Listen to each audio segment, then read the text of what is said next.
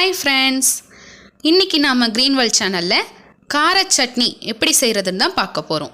இட்லி, தோசை, ஆப்பம் என 3 வகையான டிஷ்ஷுக்கும் பொருந்தக்கூடிய கார சட்னியை எப்படி குயிக்காக செஞ்சு முடிக்கலான்றதை நம்ம பார்க்கலாம். வாங்க வீடியோக்குள்ளே போகலாம். முதல்ல கடாயை நல்லா நம்ம சூடு பண்ணிக்கலாம். கடாய் நல்லா சூடான உடனே தேவையான அளவுக்கு எண்ணெய் ஊற்றிக்கலாம். இப்போ கார சட்னி செய்கிறதுக்கு எண்ணெய் நிறைய தேவைப்படாது. நான் 1 ஸ்பூன் மட்டும் ஊற்றிருக்கிறேன். இப்போ எண்ணெய் சூடான உடனே உளுத்தம்பருப்பு எடுத்து வறுத்துக்கலாம். பாருங்கள், அடுப்பை சிம்மில் வச்சுட்டு கருகாமல் வறுத்துக்கலாம். இப்போ உளுத்தம்பருப்பு போட்ட உடனே தேவையான அளவுக்கு புளி சேர்த்துக்கலாம்.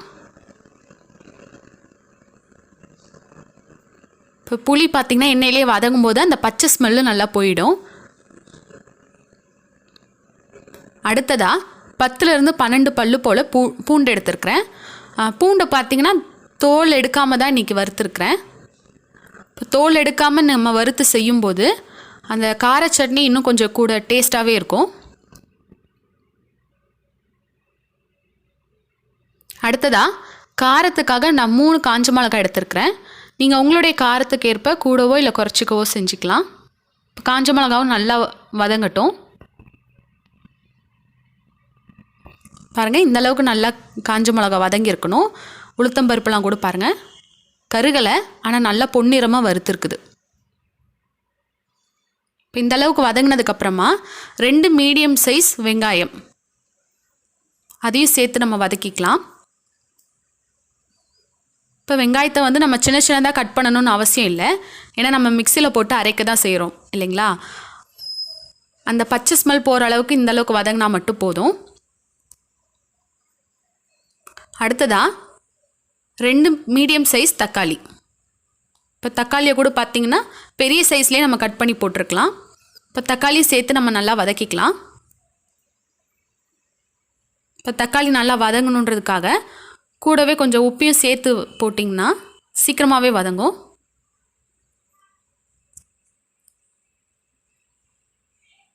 தேவையான அளவு உப்பையும் சேர்த்துட்டு தக்காளி இன்னும் நல்லா வதக்கிக்கலாம்.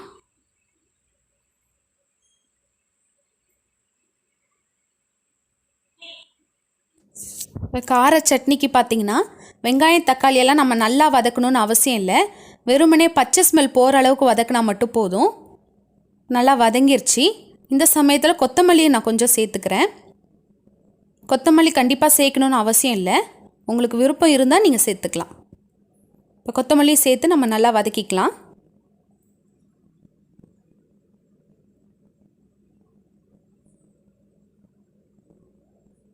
நல்லா வதங்கினதுக்கப்புறமா அடுப்பை ஆஃப் பண்ணிட்டு ஆற விடலாம்.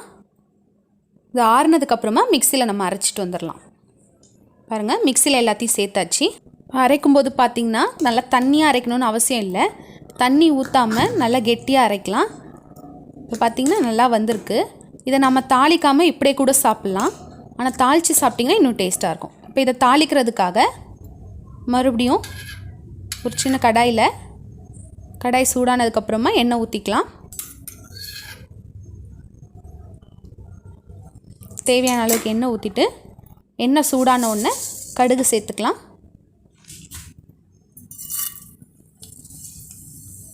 கடுகு நல்லா பொரிஞ்சு வந்தோடனே கருவேப்பிலை காஞ்ச மிளகாவை கிள்ளி போட்டுக்கலாம். நல்லா பொரிஞ்சிடுச்சு.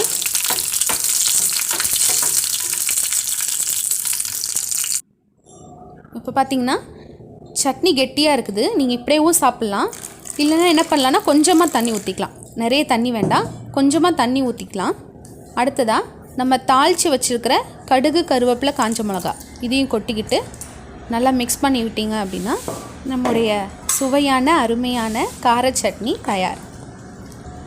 நீங்களும் இதே மாதிரி உங்கள் வீட்டில் செஞ்சு பார்த்துட்டு எப்படி வந்ததுன்றதை கீழே கமெண்ட்டில் சொல்லுங்கள்.